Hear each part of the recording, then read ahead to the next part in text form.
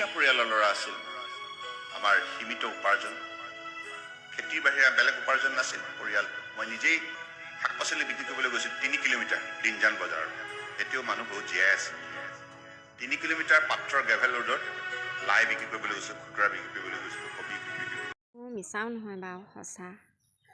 কিন্তু এটাই বেয়া লাগে, ইমানবোৰ ধন টকা পইচা ঘটি মেলি বিয়াখন নাপাতিলে। আজিলৈকে বিয়াখন পতা নাই। বিয়াখন পাতিব নে নেপাতিব সেয়া আমি নাজানো আৰু।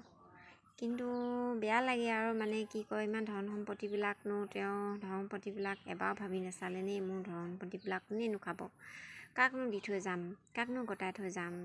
বিয়া পতা হ'লে মানুহজনীক, নিজৰ ল'ৰা ছোৱালীক গতাই থৈ যাব পাৰিলে হয়। এতিয়া বাৰু কাক গতাই থৈ যাব বাৰু? এবাৰ ভাবি নাচায়নে বাৰু তেওঁ? বাৰু ৰাইজৰ কাৰণে অকল চিন্তা কৰি আছে। হেৰৌ, নিজৰ কাৰণেও চিন্তা কৰা।